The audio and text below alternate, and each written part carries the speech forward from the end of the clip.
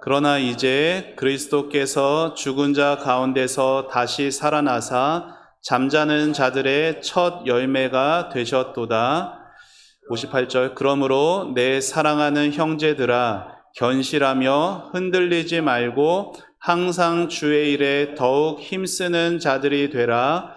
이는 너희 수고가 주 안에서 헛되지 않은 줄 알미라. 아멘. 우리 앞뒤 좌우 계신 분들과 반갑게 인사하겠습니다. 오직 복음밖에 없습니다. 인사해 볼까요?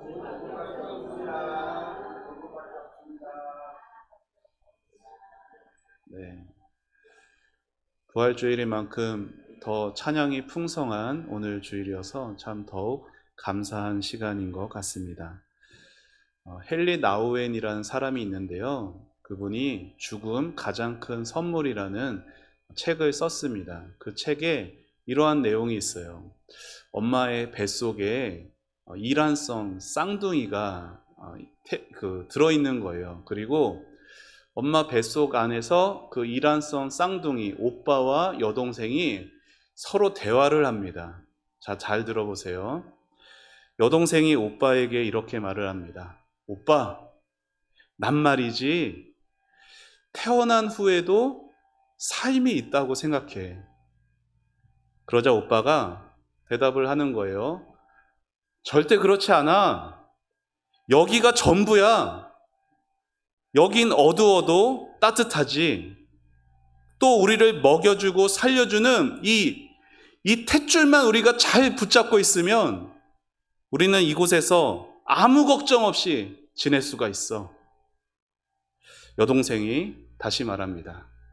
오빠, 이 캄캄한 곳보다 더 좋은 것이 있을 거라고 나는 믿어. 마음껏 움직일 수 있고 환한 빛이 비추는 곳이 반드시 있을 거야. 하지만 여동생의 말에 오빠는 도무지 설득이 되지를 않습니다. 잠시 후에 여동생이 다시 말을 이어갑니다. 오빠, 말해줄 게 있어. 오빠는 안 믿겠지만 말이야, 나는 엄마가 있다고 생각해. 그러자 오빠가 엄마라고? 무슨 말도 안 되는 소리. 너 엄마 봤어? 너도 나도 엄마를 못 봤는데 도대체 어떤 놈이 너한테 그런 생각을 심어주는 거야? 이것도 알고 보면 나쁜 곳 아니야. 우리에게 필요한 게 다 있어. 그러니까 여기서 만족하자. 오빠의 기세에 눌린 여동생은 더 이상 말을 꺼내지 못했다고 합니다. 여러분, 기독교의 그 모든 가르침 중에서 부활이라고 하는 것은 가장 우리가 믿기 힘든 사실이죠. 많은 사람들이 아까 이야기의 쌍둥이 오빠와 같은 생각을 하며 살아갑니다. 엄마 뱃속에 있으면서 엄마를 본 적이 없다고 엄마를 부정하는 그 오빠처럼 세상 사람들은 예수님의 다스림 속에 있으면서도 예수님을 못 봤다며 예수님을 부정하고 예수님의 부활도 인정하려 하지 않습니다. 보이지 않는 부활을 믿는 것 쓸데없다고 헛쓰고 헛된 말이라고 말하죠. 그들은 오직 눈에 보이는 것, 손에 잡히는 것만 의지할 뿐이에요. 창조하신 하나님이 분명히 계시고 그들을 위해 죽으시고 부활하신 예수님이 분명히 계심에도 그 하나님도 예수님도 믿지 않은 채 계심에도 모른 채 살아가는 모습들이죠. 여러분, 예수님의 부활을 믿지 않는 것 새삼스러운 말이 아닙니다. 예수님 당시부터 오늘에 이르기까지 2000년이 넘는 그 시간 동안 다양한 사람들이 부활을 믿지 않아 왔어요. 심지어 예수 믿는다 하던 성경 당시의 사람들, 오늘 바울이 고린도 전서라는 성경을 썼잖아요. 고린도 교회에 있는 이 성도들도 예수님의 부활을 믿지 않는 자들이 있었습니다. 그래서 바울은 오늘 읽은 고린도전서 15장에서 부활에 대해서 말하는 거예요. 부활이 확실한 것을 말하고 부활을 믿는 사람들이 무엇을 소망하며 살아가야 되고 부활을 믿는 사람들의 삶이 어떠해야 하는지를 15장에서 말하고 있습니다. 자, 그걸 세 가지를 제가 말씀을 드리게 텐데, 먼저 바울은 예수님의 십자가의 부활이 성경에 따른 것이다 라고 밝히죠. 여기서 성경이라는 것은 우리가 가지고 있는 이 성경이라기보단 당시의 성경은 구약 성경을 말하는 것이에요. 그러니까 십자가, 이 부활, 이 모두가 이미 구약 성경에 예언되어 있었다라는 거예요. 그 예언을 따라서 일어난 확실한 사건들인 것이죠. 자, 우리 고린도전서 15장 3절과 4절을 우리 화면 보며 같이 읽겠습니다. 시작. 내가 받은 것을 먼저 너희에게 전하였노니 이는 성경대로 그리스도께서 우리 죄를 위하여 죽으시고 장사 지낸 바 되셨다가 성경대로 사흘 만에 다시 살아나사. 아멘. 바울이 뭐라고 말을 해요? 성경대로 죽으셨고, 예수님이 성경대로 죽으셨고 성경대로 다시 살아나셨다라고 말을 합니다. 자, 예를 들어서 이사야서 53장에 우리가 잘 아는 말씀이 있죠. 예수님의 죽으심, 고난이 예언되어져 있습니다. 우리가 잘 아는 그의 찔림, 그의 상함을 통해 우리가 평화를 얻고 나음을 입었다라고 선지자가 말을 하거든요. 선지자가 말을 할 때는 예수님이 오시기 700년 전이었어요. 700년 전에 이미 이사야라는 선지자가 주님의 죽으심을 예언한 거예요. 그리고 부활을 예언한 선지자도 있었으니 그 대표적인 사람이 다니엘인데요. 우리 다니엘서 12장 말씀도 같이 읽어보겠습니다. 시작. 많은 사람이 깨어나 영생을 받는 자도 있겠고 수치를 당하여서 부끄러움을 당할 자도 있을 것이며 자는 자 중에서 깨어나 영생을 받는 부활에 대해 다니엘이 예언하고 있습니다. 당시 포로로 끌려가서 이방 민족, 이방 땅에서 지배를 받고 있던 그 신음하던 이스라엘 백성들을 향해 죽은 자의 부활을 전하며 영생을 소망하게 했고 그 부활에 대한 예언이 신약에 이르러 예수님에서 이루어진 것이에요. 바울은 이와 같이 성경이 예수님의 부활의 근거가 된다라고 말을 합니다. 예수님은 성경에 나와 있는 대로 죽으셨고 성경에 따라 살아나신 것이에요. 부활은 갑자기 등장한 이상한 말이 아니라 성경에 미리 예언된 것이 이루어진 분명한 역사적인 사실이 되는 것이죠. 자, 둘째로 바울은 15장에서 자연의 이치를 말하면서 또한 부활에 대해 말을 하는데요. 여러분, 죽은 자가 어떻게 살아날 수 있느냐라고 말하는 사람들에게 바울은 씨가 뿌려져서 열매를 맺게 되는 자연의 이치를 말해줍니다. 자, 15장 35절과 36절 우리 화면 보며 같이 읽겠습니다. 시작. 누가 묻기를 죽은 자들이 어떻게 다시 살아나며 어떠한 몸으로 오느냐 하리니 어리석은 자여 내가 뿌리는 씨가 죽지 않으면 살아나지 못하겠고. 아멘. 여러분, 밀과 같은 이 씨앗을 뿌리면요, 그 씨앗은 땅속에서 죽는 대신에 싹이 나고 열매가 맺어집니다. 이처럼 죽음은 끝이 아니라 새로운 생명의 시작이 되는 것이에요. 씨앗이 죽고 열매가 나오듯이 사람도 육의 몸이 죽고 신령한 몸으로 살아나게 된다라는 것이죠. 그래서 부활은 자연의 이치에 맞지 않는 말도 안 되는 말이 아니라 오히려 자연의 이치에 지극히 합당한 역사적인 사실인 것입니다. 예수를 믿는 저와 여러분은 썩어질 몸이 죽고 영광스러운 몸으로 다시 살아날 것입니다. 하늘에 계신 예수님의 모습처럼 아름답고 존귀한 모습으로 다시 태어날 것이에요. 그리고 사랑하는 여러분, 이 땅의 모든 병든 자들, 이 땅의 모든 연약한 자들의 소망이 바로 여기에 있는 것이죠. 질병과 고통으로, 앞날의 불안과 두려움으로 신음하는 성도들의 미래가 여기에 있습니다. 잠시 이 땅에서는 우리가 어찌하지 못하는 고통과 슬픔 속에 살아가지만 우리는 그렇게 슬픔과 고통으로 끝나버릴 존재가 아니라 영원히 멸망하지 않을 영광스러운 몸으로 변화될 것이에요. 사랑하는 가족 중에 아니면 여러분이 큰 질병으로 고통당하며 슬픔 가운데 있을 때 오늘 이 부활이 여러분에게 소망과 위로가 되시기를 축원합니다. 마지막 셋째로, 만일 예수님의 부활이 없으면 모든 성도들의 믿음은 헛된 것이 됩니다.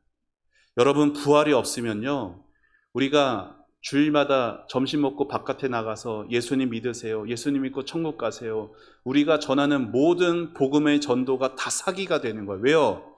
있지도 않은 예수님, 부활하지도 않은 예수님, 그 예수님 전해서 믿고 천국 간다는 것이 말이 안 되잖아요. 사기가 될 수밖에 없는 거예요. 그래서 부활이 없으면 오늘 우리가 복음을 전하기 위해 수고하고 애를 쓰는 것 다 소용이 없으며, 그렇게 헌신하는 모든 믿는 자들, 가장 불쌍한 자들이 되는 것입니다. 바울은 이러한 성도들의 헌신을 말하면서 부활이 사실인 것을 증명하고 있어요. 여러분, 예수님의 제자들 중에 어느 누구도 부활을 증언하고 복음을 전파했다고 해서 소위 세상에서 잘 되었다라는 기록이 없습니다. 그들 중에 예수 부활을 전해서 돈을 벌었다거나 예수 부활을 전해서 높은 자리에 오른 사람이 한 사람도 없었어요. 오히려 예수 부활을 전했기에 모진 고생을 당했고 많은 핍박을 당했습니다. 부활을 전하기 위해서 때로는 재산을 잃기도 했고요. 부활을 전하기 위해서 때로는 가족들에게 외면을 당하기도 했습니다. 그리고 마침내 예수님과 복음을 위해 장렬하게 순교를 당하기도 했어요. 여러분, 오늘 본문을 기록한 이 사도 바울은 어떻습니까? 만약 부활이 사실이 아니라면, 그가 목격한 것이 다 가짜라면은 과연 그는 그렇게 살 수 있었을까요? 있지도 않은 부활을 전해서 얻을 이익이 하나도 없는데 왜 바울은 그렇게까지 희생하며 예수 부활을 전한 걸까요? 그는 당시 최고의 스승이었던 가말리엘에게 공부했던 사람이에요. 오늘날로 치면 서울대 의대에서 수석으로 공부했던 사람이에요. 앞날이 창창한 엘리트였는데, 또한 다메섹에 있던 예수 믿는 자들 잡으러 가기 위해서 대제사장에게 공문을 청할 정도로 자신이 바리새인 중에서도 지위가 높은 자들이었다고요. 그렇게 바울은 학문적으로도 종교적으로도 사회적으로도 엘리트였어요. 그러나 부활하신 예수님을 만난 후 모든 것이 달라졌습니다. 바울은 자신이 갖고 있던 모든 특권들을 포기하고 온갖 어려움을 당하며 부활의 증인이 되었죠. 그래서 굶주렸어요. 추위와 헐벗음으로 고생했습니다. 수없이 옥에 갇혔고 매를 맞았고 여러 차례 죽음의 고비도 넘겼습니다. 바울 예수 믿기 전에 가지고 있던 여러 가지 지식들, 특권들, 배경들 다 배설물로 여기고 나에게 예수를 아는 것이 가장 고상하구나, 예수님 아는 것이 가장 귀중한 것이구나라는 것을 생각하게 되었어요. 왜냐하면 그는 부활하신 예수님을 분명히 보았고 또한 자기 자신도 부활할 것을 확신했기 때문입니다. 사랑하는 여러분, 로마 시대에 수많은 믿음의 사람들이 가이사를 주님이라고 말 안 하고 부활하신 예수를 주님이라고 고백한 것 때문에 얼마나 많은 성도들이 로마의 원형 경기장에서 사자의 밥이 되고 십자가에 못 박히고 불길에 타 죽으며 순교했는지 아십니까? 그들이 그 모진 박해와 고통을 이겨낼 수 있었던 이유는 부활의 소망 때문이었습니다. 영적으로 황무지와 같았던 우리 조선 땅에 왜 그 수많은 선교사님들이 자신의 인생을 다 여기에 쏟아부으면서 내 목숨이 1000개라면 내 목숨 1000개를 조선 땅에 다 바치고 싶다라고 말했을 만큼 주님의 복음을 위해서 헌신했습니까? 예수 부활을 확신하셨기 때문에 예수 부활이 없이 그 소망 없이 눈에 보이는 이것이 다인 줄 알고 살아가는 저 불쌍한 조선 땅의 수많은 영혼들을 그냥 보고만 있을 수가 없었던 것입니다. 이처럼 예수님의 제자들과 모든 믿는 자들의 오늘의 헌신들은 부활이 있음을 확실히 증명하는 것입니다. 오늘 본문인 고린도전서 15장에는요, 이렇게 부활이 진짜다, 부활이 사실이다 라는 것을 말하는 것에 그치지 않고 부활의 소망도 말하고 있습니다. 여러분, 바울은 예수님의 부활을 통해서 성도의 미래가 어떻게 될지를 말해주죠. 여러분, 작년 2023년에 우리나라에서 자살한 사람이 몇 명인지 아십니까? 멀 옛날도 아니에요. 바로 작년 2023년에 우리나라에서 자살한 사람이 적어도 13,000명, 한 해 동안 15,000명에 이를 것으로 추산합니다. 자, 1년이 8,760시간이에요. 그러면 1시간도 안 돼서 한 명씩 죽었다는 얘기예요. 지금 오늘 우리가 이렇게 예배를 드리고 있는 이 시간에도 누군가는 어딘가에서 스스로 목숨을 끊고 있다라는 겁니다. 여러분, 왜 많은 사람들이 스스로 자기 생명을 버리는 걸까요? 희망이 없기 때문이에요. 소망이 없기 때문이에요. 통장에 돈이 많은 사람도요, 자살합니다.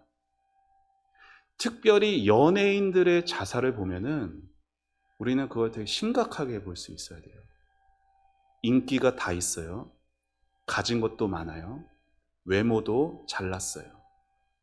하지만 자기가 앞으로 살아갈, 미래를 살아갈 자신이 없으면, 그 사람은 소망이 없으면 좌절하고 절망하는 것입니다.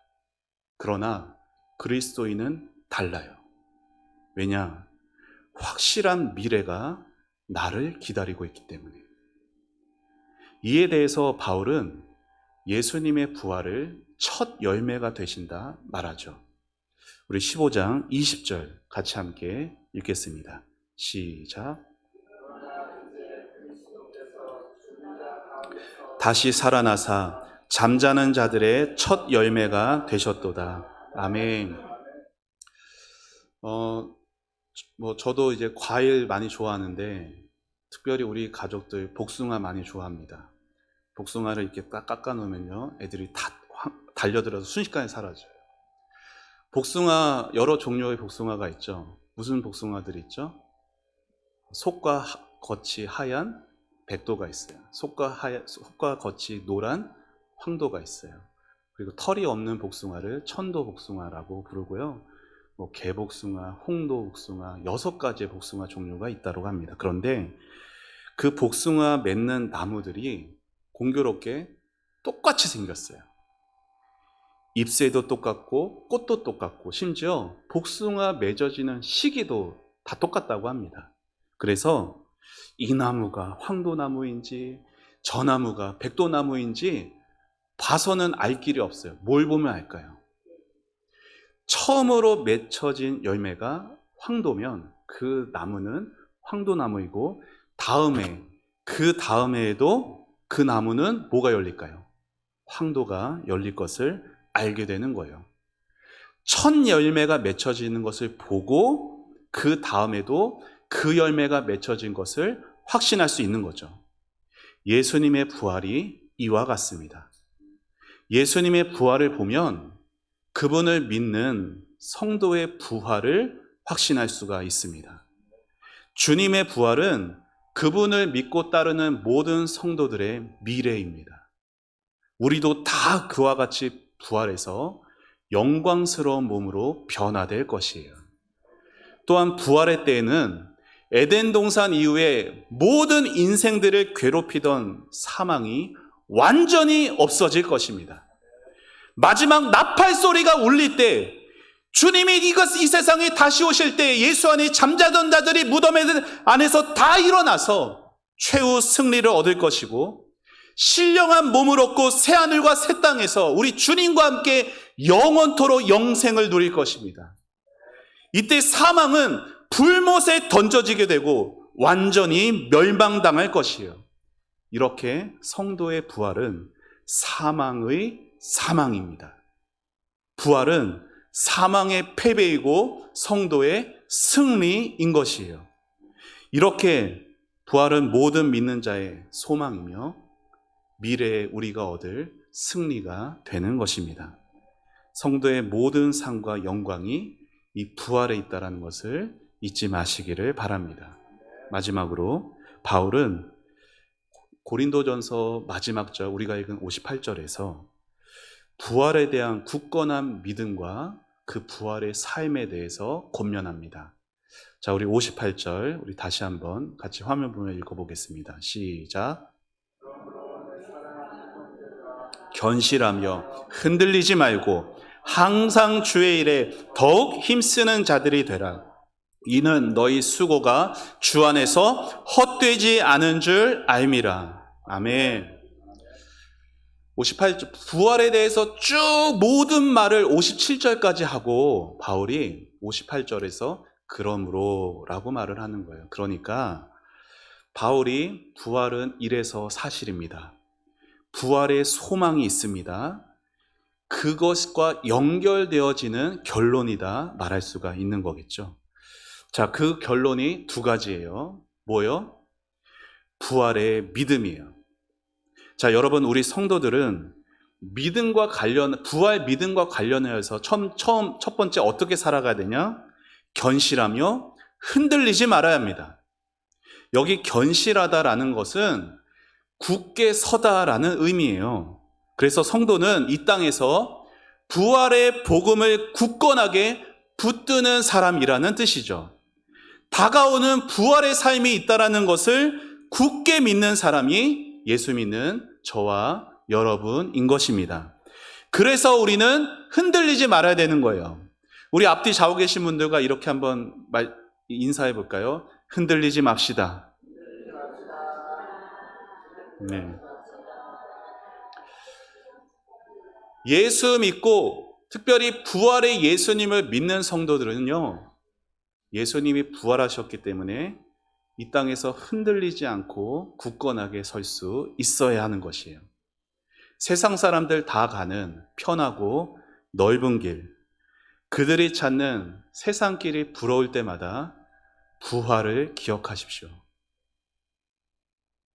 내가 가는 이 신앙의 길이 좁고 협착해서, 그래서 찾는 사람이 적어서, 그래서 때로 핀잔을 듣기도 하고, 그래서 때로 억울함을 느끼기도 해서 마음이 힘들고 외로움이 다가올 때, 바로 그때 부활을 기억하셔야 합니다. 예수님이 부활하셨고 나도 부활할 것이라는 이 그 확실한 믿음으로 굳게 서셔서 신앙의 좁은 길을 뚜벅뚜벅 주님과 함께 걸어가시기를 축원합니다. 우리가 걸어가는 이 좁은 길의 그 끝에 누가 계시나요? 주님이 계세요. 내가 보고 싶고 내가 함께하고 싶은 그 주님이 우리가 가는 그 길 끝에 우리를 맞아 주실 것입니다. 그 주님을 바라보고 기대하며 좁은 길에서 흔들리지 마시기를 축원합니다. 그래서 모든 삶의 자리자리들마다 부활을 기억하고 흔들리지 않는 굳건한 마음으로 그 믿음으로 살아가는 우리 교회가 되었으면 좋겠습니다. 자, 두 번째로 부활의 삶은 주의 일에 힘쓰는 삶이다. 바울이 말합니다. 여기 주의 일이라고 하는 것은 주를 위한 모든 일을 말하는 거예요. 다시 말해, 주를 위한 성도의 모든 삶을 다 가리키는 표현이죠. 그래서 부활의 사람은 자신을 위해 살지 않고 이제 주님을 위해 살아가게 됩니다.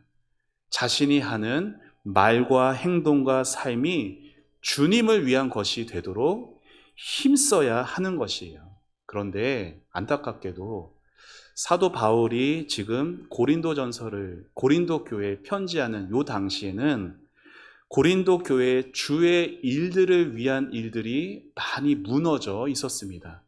고린도 교회 안에는요, 파당을 지어서 당시 교회가 분열하고 있었고, 남을 무시하고 내 은사가 크다면서 서로 자랑질하고 있었고, 성적으로 문란했고, 우상의 제물과 성찬과 여러 가지 먹는 것들로 인해서도 큰 어려움들이 있던 교회였습니다. 그래서 바울은 15장에서 부활 신앙으로 그 무너져가는 고린도 교회를 다시 건강하게 세워가도록 권면하고 있는 것이에요. 그래서 여러분 58절이 그 시작이 무엇으로 어떻게 시작하죠? 그러므로 다음에 바울이 뭐라고 불러요? 고린도 교회 성도들을 내 사랑하는 형제들아 부르는 거예요. 그냥 형제들아 라고 말 안 하고 내 사랑하는 형제들아. 바울 자신에게 부활이 확신하고 바울 자신이 부활 소망을 가지게 되니까 나를 반대하던 당시 고린도 교회가 어떤 교회예요? 바울이 세운 교회잖아요. 바울에게 가르침을 받았던 성도들이잖아요. 그런데 나는 게바파야, 나는 아볼로파야, 이렇게 바울을 무시하고 했던 저들이었지만 그들의 어리석고 연약하고 부족한 믿음을 가진 그 성도들을 향해서도 내 안에 부활의 확신이 있고 부활의 소망이 있기 때문에 나를 핍박하는 자들을 향해서도 부를 수가 있는 거예요. 내 사랑하는 형제들아. 그들을 온유함으로 받아줄 수 있게 된 그 마음이 부활의 신앙으로 변화된 마음이라는 것이죠. 이처럼 부활을 믿는 신앙이 교회 안에 세워지게 될 때, 그래서 주님을 위한 일에 힘쓰는 성도들로 교회 안에 이루어질 때 우리는 서로의 다른 모습을 품어줄 수 있고 온유함으로 받아줄 수 있어서 교회가 든든히 세워져 가게 되는 것입니다. 또한 그렇게 주의 일에 힘쓰는 성도의 수고를 바울이 뭐라고 말해요? 너희 수고가 주 안에서 헛되지 않는다라고 말을 해요. 주 안에서 헛되지 않는다라는 말은 뭐예요? 주님이 다 알고 계시고 주님이 반드시 갚아주신다라는 겁니다. 사랑하는 여러분, 남들이 인정해 주지 않아도 남들이 봐주지 않아도 주님이 여러분의 수고를 아십니다. 주님이 여러분의 마음을 기뻐하시고요. 주님이 여러분의 모든 헌신들을 아버지의 때 아름답게 갚아 주실 것입니다. 바라기는 사랑하는 우리 초원의 성도님들도 부활 신앙을 가지시고 너그럽게 다른 성도들을 품어주고 안아주고 다 같이 주의 일에 힘쓰며 살아가는 우리 교회로 세워져 가기를 축원합니다. 마지막으로 한 이야기를 하고 마치겠습니다. 여러분 혹시 암살이라는 영화를 아십니까? 우리나라 1000만 관객 여러 영화들이 있는데 그 1000만 관객이 넘은 이정재 씨, 전지현 씨가 주연했던 영화이죠.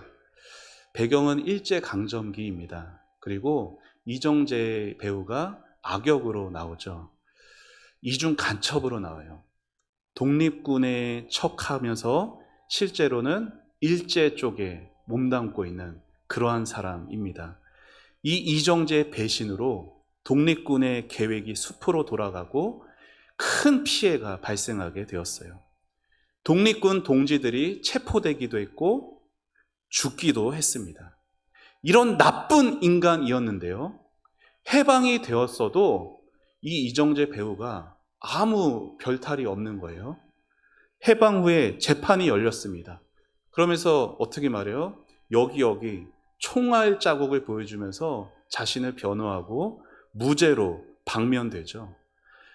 이제 재판장에서 나와서 거리를 유유자적 활보하면서 여유로운 일상을 지낼 때 전지현이 그런 이정재를 처단하기 위해서 나타납니다. 그리고 독립군의 이름으로 그를 심판합니다. 그런데 죽기 직전에 그 두 배우가 나눴던 대화가 인상적이에요. 전지현이 물어요. 왜 동지를 배신했냐고. 왜 나라를 배신했냐고. 왜 동지들을 팔아넘겼냐라고 묻자 이정재가 한마디로 대답합니다. 몰랐으니까. 해방이 될 줄 몰랐으니까. 해방이 될 줄 알았으면 내가 그렇게 살았겠냐고 오히려 반문까지 하죠. 그런데 우리는 그 대화에서 이러한 깨달음을 얻게 되는 거예요. 저를 한번 따라해 보시죠. 내일을 알면 오늘이 달라진다. 성도의 삶은 내일을 알기에 오늘이 달라지는 삶입니다. 바울이 고린도전서 오늘 15장에서 말한 그 예수님의 부활이 우리에게 내일을 알려주는 거예요. 우리의 보장되어 있는 미래, 우리의 영광스러운 부활을 알려주고 있는 거라고요. 여러분, 우리가 그 부활을 알아야 오늘의 삶이 달라집니다. 오늘의 삶에서 좌절하지 않아요. 오늘의 삶에서 낙심하지 않아요. 왜요? 부활이 보장되어져 있거든요. 내가 예수님과 같이 영광스럽게 부활할 것이 확실하게 보장되어 있는 내일이 있기에 믿는 성도들은 오늘의 삶에서 믿음으로 살아가게 되는 것입니다. 물론 우리는 이 예배 이후에 교회 바깥에서의 나가서의 삶도 한 치 앞의 삶도 알지 못하는 우리들이에요. 하지만 우리는 예수님처럼 부활하게 될 것을 굳게 믿는 성도들입니다.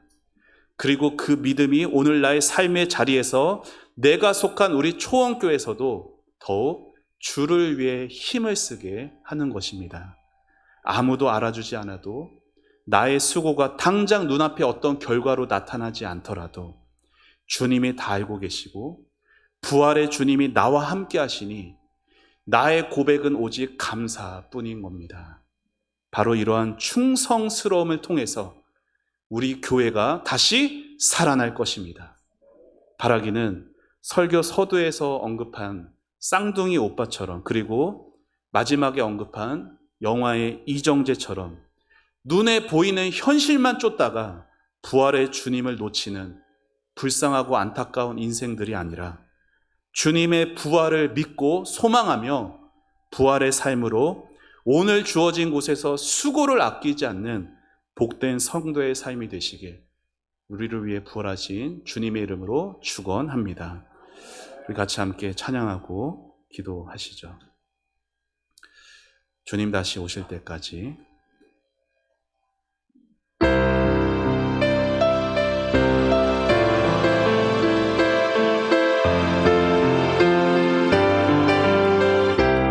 다시 오실 때까지 주님 다시 오실 때까지 나는 이 길을 가리라. 좁은 문 좁은 길 나의 십자가 지고 나의 가는 이 길 끝에 나의 가는 나는 주님을 보리라. 영광의 내 주님 나를 맞아주시리. 나를 맞아주시리. 주님 다시 오실 때까지 주님 다시 오실 때까지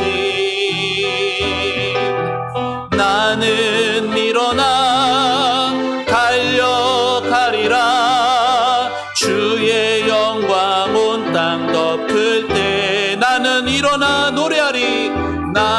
나는 일어나 노래하리. 내 사모하는 주님, 온 세상 구주시라. 내 사모하는 주님, 영광의 왕이시라. 주님 다시 오실 때까지, 주님 다시 오실 때 나는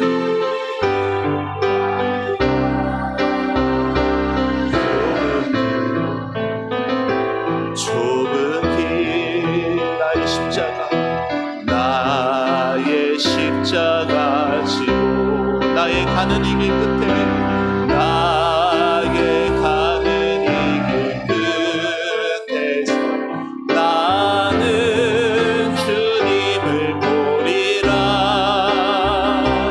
영광의 내 주님 나를 맞아주시리. 나를 맞아주시리.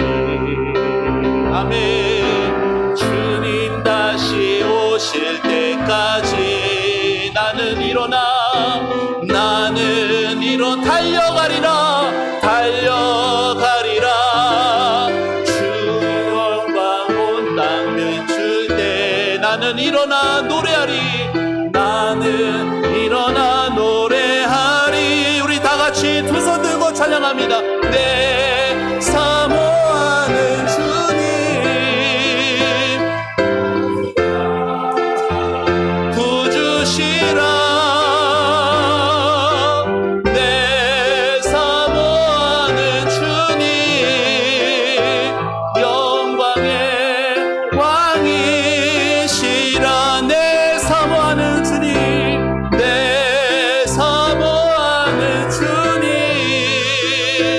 온 세상 구주시라. 내 사모하는 주님, 영광의 왕이시라.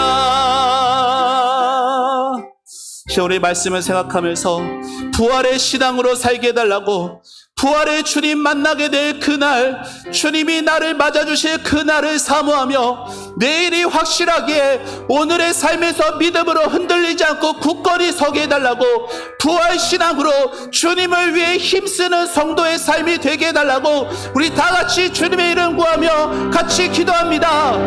주여, 아버지 하나님 은혜를 감사합니다. 아버지 하나님 거룩한 부활주의, 하나님 부활이 우리 인생에 확실하며 하나님 우리의 신앙에 하나님 확고한 그 부활을 바라봅니다. 아버지 하나님 주여, 주님께서 아버지 우리를 위해서 부활하신 이 복된 부활주일이 하나님 우리의 가슴 속에 주님의 영광스러움이 부활하게 하시고, 주님을 향한 헌신과 주님을 향한 믿음과 주님을 향한 소망이 다시금 부활될 수 있기를 기도합니다.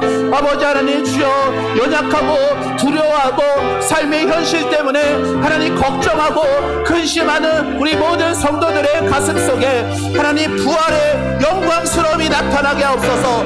부활의 기쁨과 부활의 소망으로 아버지 삶에 놓여진 모든 삶의 어려움과 아버지 하나님 슬픔 속에서도 하나님 주여 오늘의 삶을 믿음으로 굳건히 설 수 있도록 아버지 도와주옵소서. 아버지 하나님 주여, 부활을 모르는 자들, 내일을 모르는 자들은 오늘 눈앞에 보여지는 현실밖에 보지 못합니다. 하지만 우리는 내일을 압니다.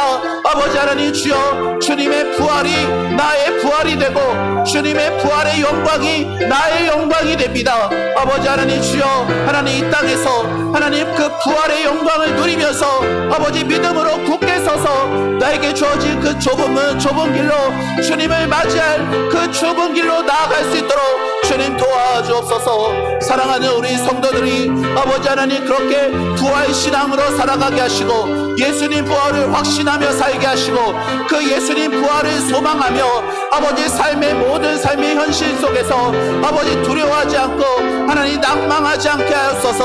하나님 우리 모든 성도들이 참으로 이 땅에서의 삶을 아버지 하나님 때로 몸이 아프고 아버지 하나님 불편함이 있고 아버지 하나님 어려움 가운데 있을지라도 아버지 하나님 주여 내일을 바라보며 하나님 아버지 주님의 영광스러운 부활을 꿈꾸면서 하나님 그 안에서 위로를 얻고 새 힘을 얻고 하나님 아버지 주님 희망을 발견할 수 있는 우리 모든 성도들이 될 수 있도록 아버지 도와주시옵소서.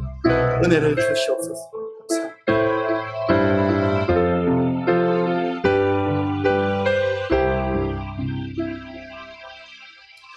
하나님 감사합니다. 주님 우리에게 다시금 부활 신앙을 알게 해주셔서 감사합니다. 하나님 이 땅 살아갈 때 눈앞에 보이는 현실 때문에 낙심과 좌절 속에 빠지지 않게 하시고 내일을 아는 자로서 부활을 아는 자로서 부활을 믿고 부활을 소망하는 자로서 오늘의 삶에서 힘을 얻게 하여 주시고 위로를 얻게 하여 주시옵소서.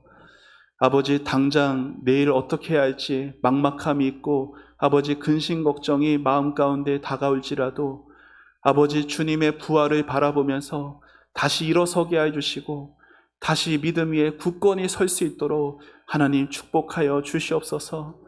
나를 위해서 이 땅에 아버지 하나님 모든 아버지 고난과 죽음조차 다 견디시고 승리하신 부활의 예수님이 나의 주님이심을 하나님 마음 가운데 굳건하게 붙들 수 있도록 주님 역사하여 주시옵소서. 눈앞에 보이는 현실에만 안주하거나 눈앞에 보이는 현실만 보고 주님 없이 살아가지 않도록 주님 연약한 저희들을 붙들어 주시고 사랑하는 우리 모든 가족들 아버지 다음 주에 교회 생일에 그 주님 앞에 나와 하나님 앞에 감사함으로 예배하며 아버지 품으로 돌아갈 수 있는 놀라운 은혜의 역사가 나타나게 하옵소서. 하나님 사랑하는 우리 성도들의 삶을 축복하시고 아버지 시간 주님을 의지하고 기도할 때마다 주님이 살아계시고 주님이 함께 하심이 마음 가운데 경험되고 사랑하는 아들아 사랑하는 딸아 주님의 그 음성 들으며 감사하고 감격하며 복된 신앙의 여정 살아가게 하옵소서. 주님께 모든 것 감사드리오며 예수님의 이름으로 기도합니다. 아멘.